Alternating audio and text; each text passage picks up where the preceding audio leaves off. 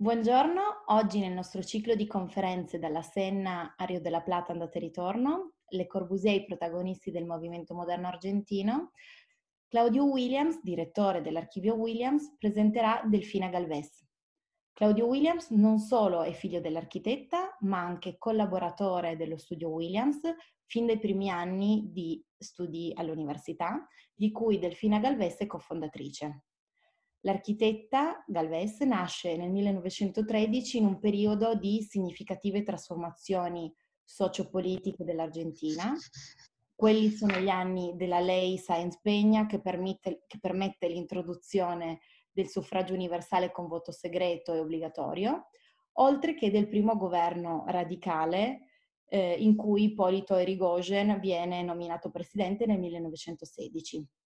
Delfina Galvez è uno degli architetti donna più progressisti della modernità argentina e sviluppa la sua attività professionale associata con il marito Amancio Williams. Nel 1942 realizzano insieme il primo progetto, anche con la consulenza di Jorge Vivanco, per un complesso di case popolari dal nome Viviendas en el Espacio, pubblicato qualche anno dopo nel 1947 sull'Homme et l'Architecture con una prefazione di Le Corbusier.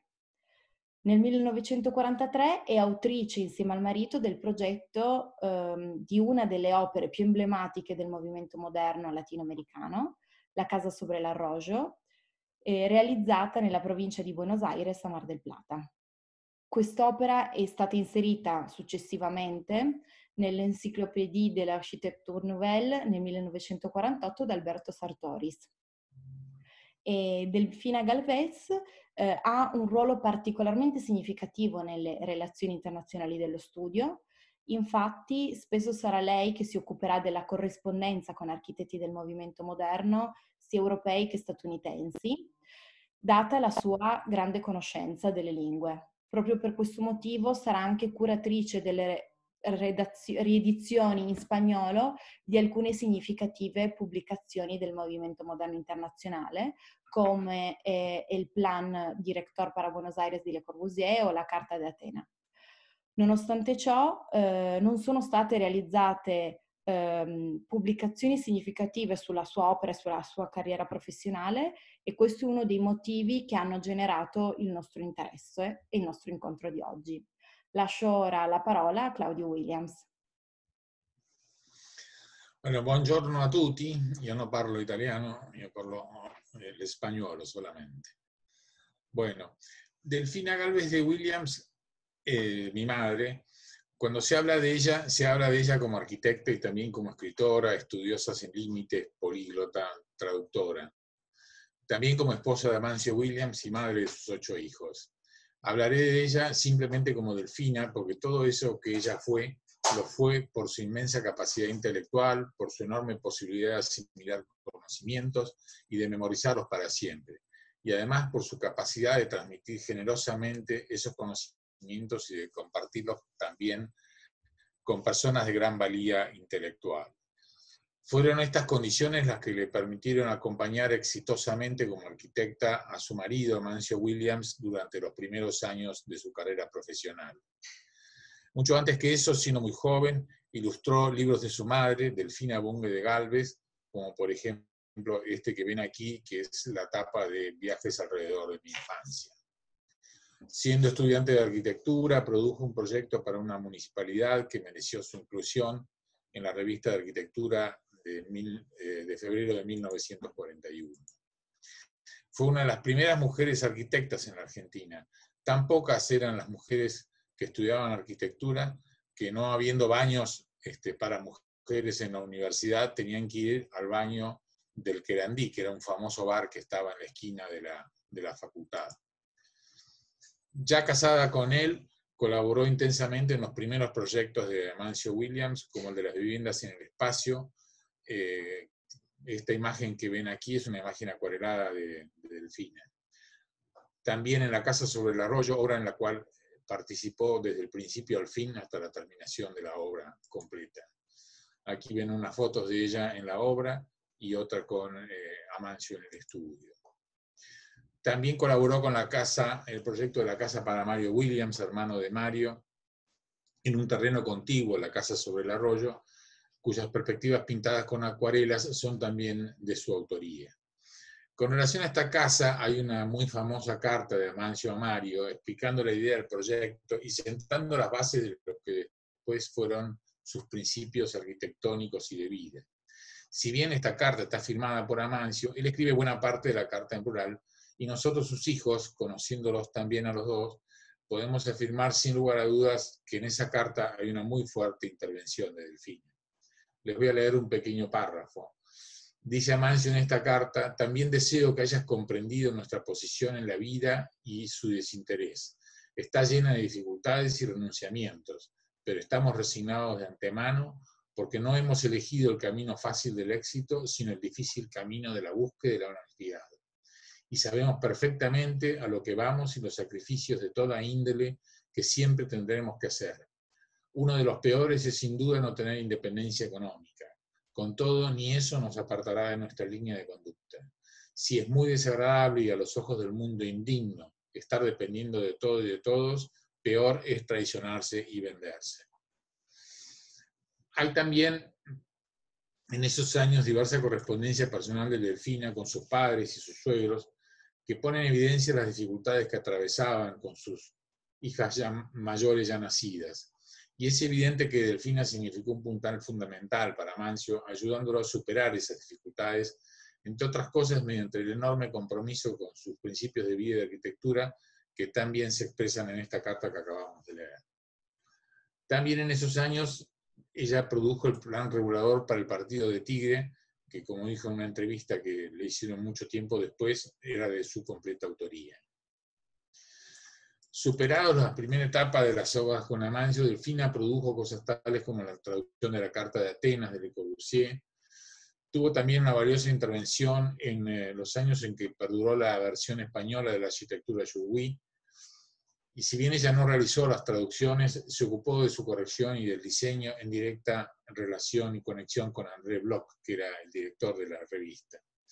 Y la abundante correspondencia que hay de todos esos años entre Amancio y Bloch muestra la intervención de Delfina, que además de hacer las traducciones participaba en toda esa gestión. Años más tarde tradujo del inglés el libro Testamento de Frank Lloyd Wright. Y un aspecto digno de ser destacado es la empatía que ella generó con los colaboradores o discípulos de Amancio a lo largo de casi toda su trayectoria. Arquitectos como Horacio Pando, Jorge Butler, Jaco Saal, Pampa Toscano, Santiago Bonfanti, Norberto Benvenuto, Emilio Ambas, Luis Santos, Norberto Steindl, Eduardo Leston y tantos otros resaltaron la influencia que tuvo Delfina en su formación. Todos ellos, de alguna u otra manera, se incorporaron a la vida de la familia, se hicieron amigos de los hijos, algunos se enamoraron de sus hijas, y ese contacto tan frecuente e intenso con Delfina les permitió adquirir infinidad de conocimientos que Delfina generosamente les transmitía en los almuerzos o en los encuentros de familia. Muchos aprendieron también algunos idiomas con ella. Pampa Toscano dijo de ella que era un ser de corazón heroico, mujer de gran cultura, erudición, infatigable investigadora de artes y ciencias. Emilio Ambas, por ejemplo, cuando escribió el libro, su prólogo al libro sobre la obra de Amancio Williams, que publicamos Los Hijos pocos años después de su muerte, lo hizo bajo la forma de unas cartas imaginarias que él le habría escrito a Delfina. Es decir, que puso a Delfina en el centro de su conexión con Amancio. Dice Emilio: tal vez si él la hubiera dejado a usted manejar alguno de los asuntos mundanales, algunos de sus proyectos podrían haberse levantado al suelo. Otro de estos arquitectos, Santiago Bonfanti, dice: Delfina y Amancio, imposibles de olvidar. Amancio con una imaginación infinita, Delfina con una templanza, claridad, generosidad y sabiduría única. Y así como lo fue por los colaboradores y discípulos de Amancio, también fue muy querida y admirada por sus propios amigos, muchos artistas, literatos, como Manuel Mujica Lainez, Isabel Padilla de Borbón, Didi Prati, Ernesto Shaw, Roberto Gianni, Mabel y María Castellanos y tantos otros. En 1964 escribió La buena forma. Cito una parte de este escrito, resultado de una conferencia organizada por Colette Bocara, que era una gran ceramista, en una asociación de ceramistas. Dice Delfina, lo voy a leer: cuando una señora explica a su cocinera una receta y llega a la consabida frase «désele buena forma», ninguna de las dos, aunque no hayan leído a Max Mill ni a Tomás Maldonado, tiene la menor duda de lo que esta expresión significa. Y si se les pregunta qué razón existe para que la buena forma de las croquetas, por ejemplo, sea cilíndrica, la cocinera contestará seguramente porque se fríen mejor, y la señora con toda probabilidad porque quedan más bonitas. Y sin sospecharlos, habrán establecido cuáles son los dos polos del eje alrededor del cual gira el problema de la buena forma. Uno la funcionalidad y otro la belleza. La funcionalidad es bien fácil de definir. Es la cualidad que tiene alguna cosa de ser adecuada a su fin. Definir la belleza es otro cantar. Sobre ella se ha pensado tanto y tan profundamente que cualquier intento de definición nos llevaría todo el tiempo de esta charla y mucho más. Señalemos solamente que en toda obra de belleza perdurable, y aquí me estoy refiriendo tan solo a las obras que se aprecian con la vista, se encuentran simplemente algunos o todos de una serie de elementos, como estos: equilibrio de los volúmenes, proporción de las dimensiones, pureza de línea, armonía de color, economía de medios, y otros menos fáciles de apreciar, como la originalidad y la verdad. Dice Fenelon que le beau, c'est l'esplendor du vrai, o sea que la belleza es el esplendor de la verdad. La verdad en una obra humana es la autenticidad, la honestidad, la sinceridad. La funcionalidad es parte de la verdad. Una columna que no sostiene o una ventana falsa son mentiras construidas.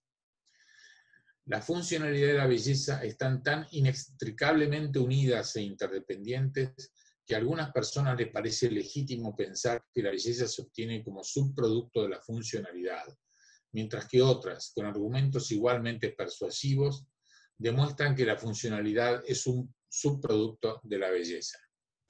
Yo diría que la verdad está en el reconocimiento de un hecho previo, del cual derivan a la vez la belleza y la funcionalidad. Y ese hecho es el buen diseño, es decir, la buena solución de un problema bien planteado. Siempre existió la buena forma como un hecho, aun cuando no se hablaba de ella. Pero la preocupación teórica por la buena forma no aparece hasta muy tarde, no tiene 100 años. La razón de esta aparente anomalía es muy simple. Antes había un verdadero divorcio entre la belleza y la utilidad.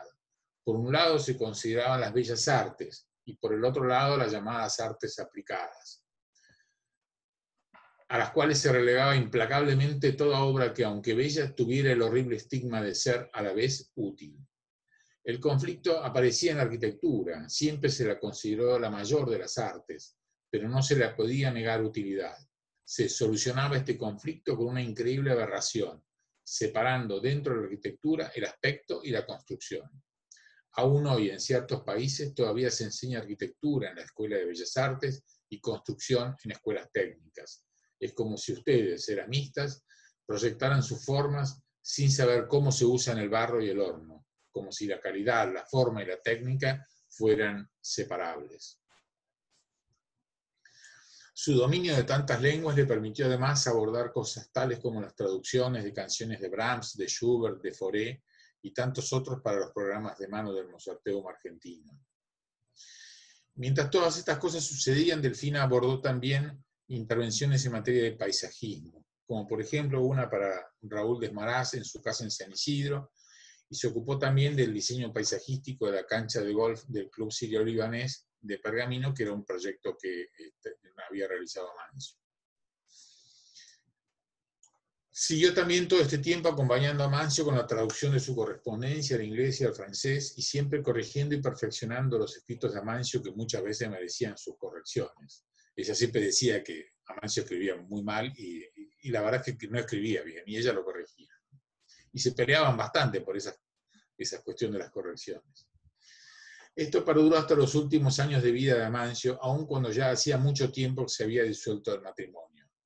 Pero el nexo entre ellos fue un nexo esencial.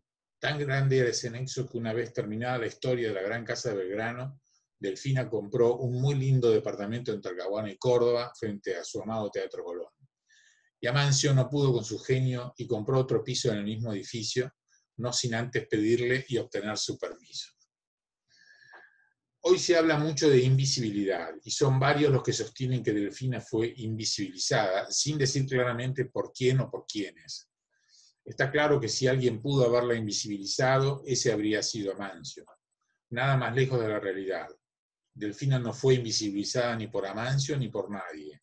Era tal la fuerza y la influencia que Delfina tenía que no necesitaba ser visibilizada. Ella se encaramaba en su lugar y tenía su propio pedestal. Siempre tuvo clarísimo cuál había sido su rol en la producción de Amancio y no pretendió más de lo que le correspondía, que ya era muchísimo.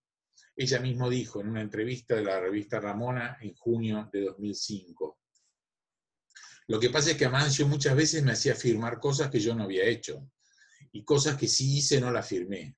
Por ejemplo, el plan de urbanización del Tigre, ese lo hice yo prácticamente todo, pero no lo firmé. En realidad he trabajado muy poco en arquitectura. Él tenía la idea central siempre. A los dos se nos ocurrían ideas, a todos los que estábamos al lado de él, pero a él se le ocurrían mejores. Yo reconozco que eran mejores. En la Casa del Puente, por ejemplo, él tuvo otras ideas antes. La idea que tuvimos los dos desde el principio fue no sacar ni un árbol, y el único lugar que quedaba era a ambos lados del arroyo. Siempre existió la idea de edificar sobre el arroyo. Primero habíamos pensado en pilotes y Amancio había pensado en unas vigas que se llamaban Vierendel, que dejaban muchos huecos donde iban a ir los vidrios. Después, de pronto, se le ocurrió esto, que fue una idea muchísimo mejor que todas las anteriores, y a partir de eso empezamos a trabajar en la casa sobre el arroyo. Estas mismas condiciones que mencioné al principio fueron las que le permitieron escribir, siempre con gran síntesis, con una valiosa economía de lenguaje, en torno a temas como el Tigre, Colonia o Friedel-Loos.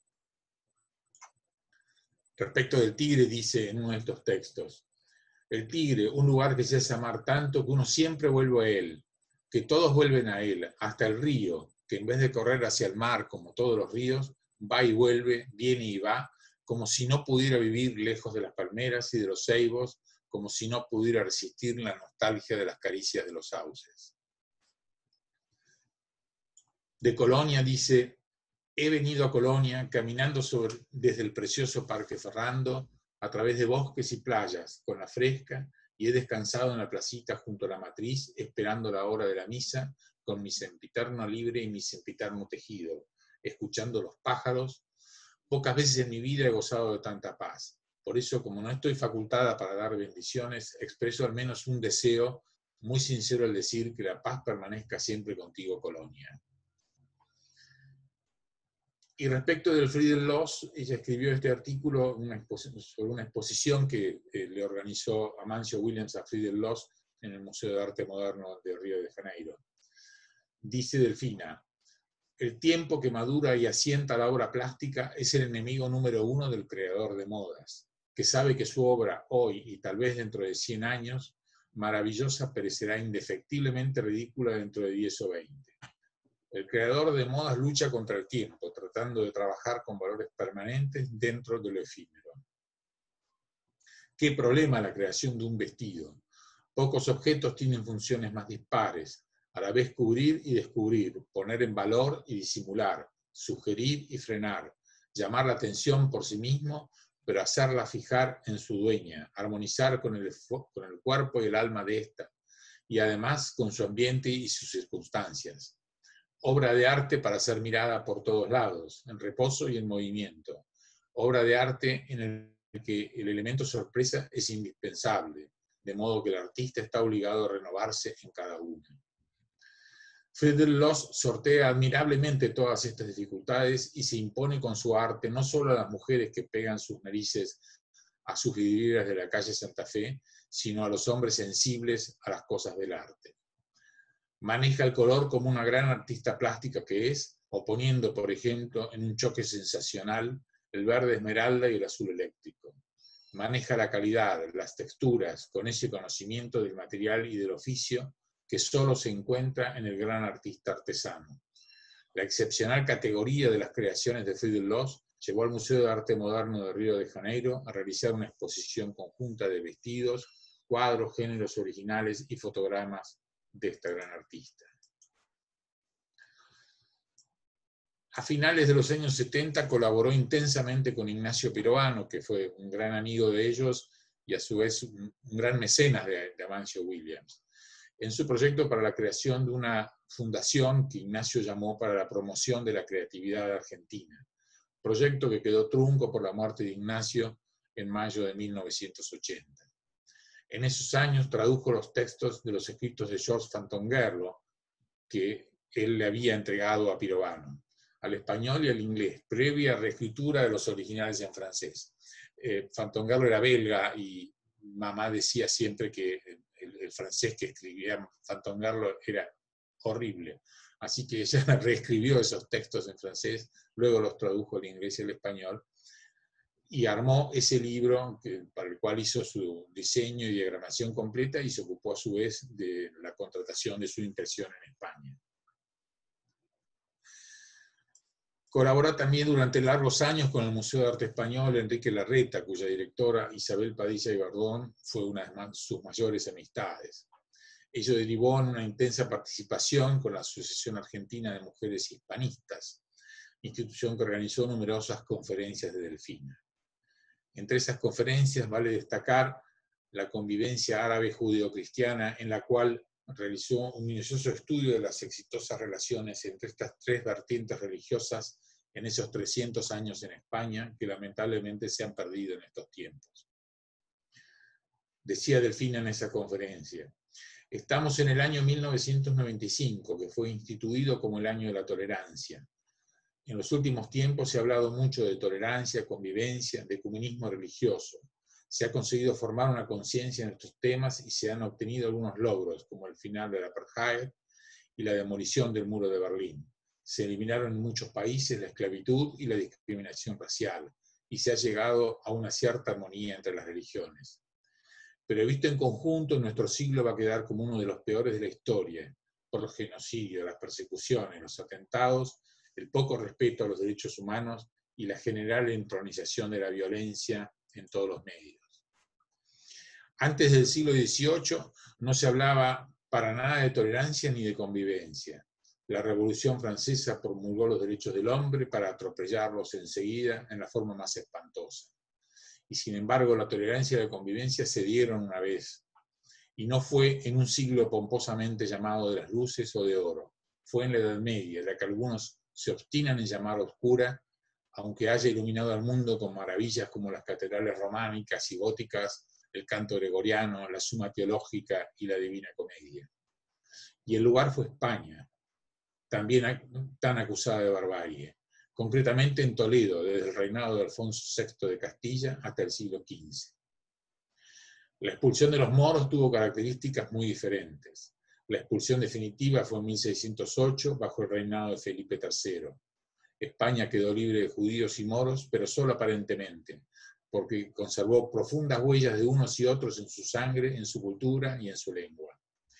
Y aquellos 3 siglos de tolerancia y convivencia en la ciudad de Toledo queda, a pesar de su trágico final, no solo como un recuerdo honroso para España, sino como un ejemplo esperanzador de que a los hombres de buena voluntad les es posible encontrar la paz en la tierra.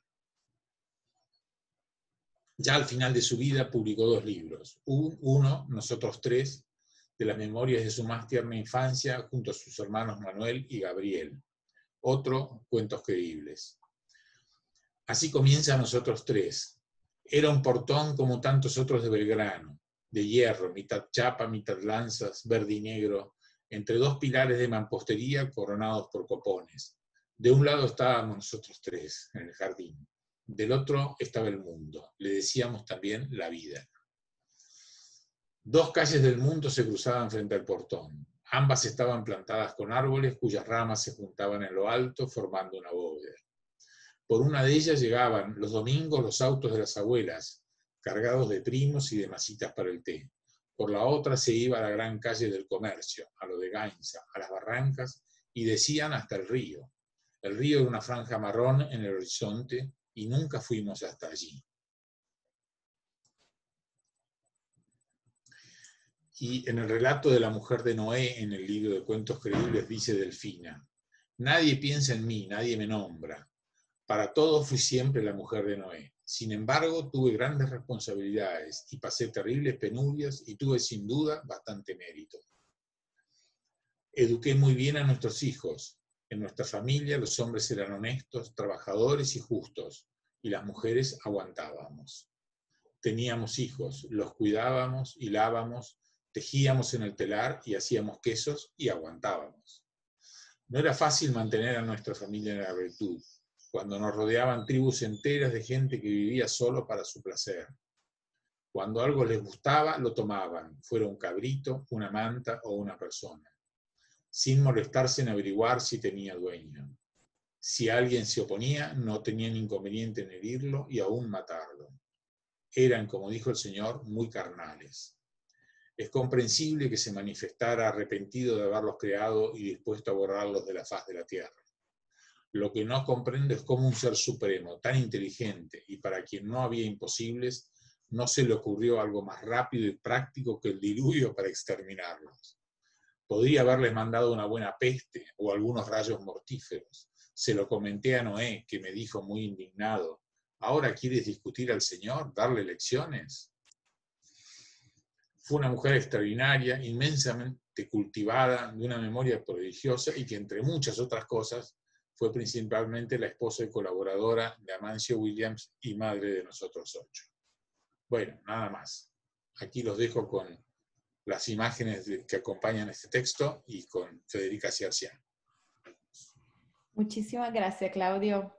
Grazie Claudio, grazie per il tuo intervento e soprattutto grazie per aver condiviso con noi questa parte di vita, di esperienze professionali. Ovviamente chi ha partecipato all'incontro per l'interesse manifestato e spero per nuovi spunti, che tutto questo abbia portato a nuovi spunti di riflessioni e a future ricerche.